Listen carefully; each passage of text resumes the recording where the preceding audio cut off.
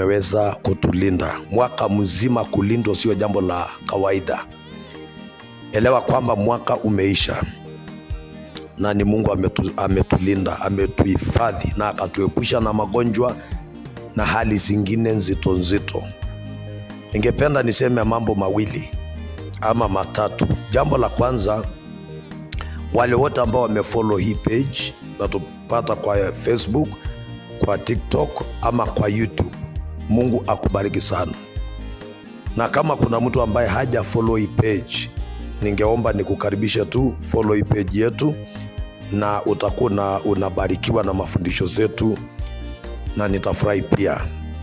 Jambo lingine ni kwamba nataka tu ni wakaribishe wakaaji wote wa Shulinge. Tutakuwa na mkesha siku ya kesho, Jumatano tutakuwa na kesha siku ya kesho. Kwa hivyo wakaaji wote wa Shulinge, uko maeneo ya Shulinge, Yangamuriagi, mahali popote uliko, kama unasikia kwamba unaweza tutembelea, karibu siku ya kesho. Tuko na hiyo kesha na itakuwa ni ya nguvu na Mungu atakwenda kutubariki. Tangazo lingine ni kwamba tarehe 28 itakuwa siku ya Sunday. Wote tutakuwa kanisa letu la Rangau.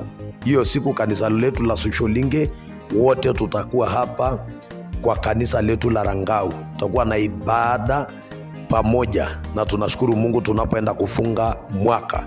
Kwa hivyo wakaaji wote wa Rangau, karibuni sana na Mungu atawabariki. Uko Rangau, uko Twala, naomba nikukaribishe tarehe 28 Sunday hii. Tangazo lingine, kesha ya tarehe 31 wote tunakutanika hapa Rangau. Wote tunakutanika hapa Rangau kwa kanisa letu la Rangau. Rangau iko wapi? Rangau iko Twala. Twala ni wapi?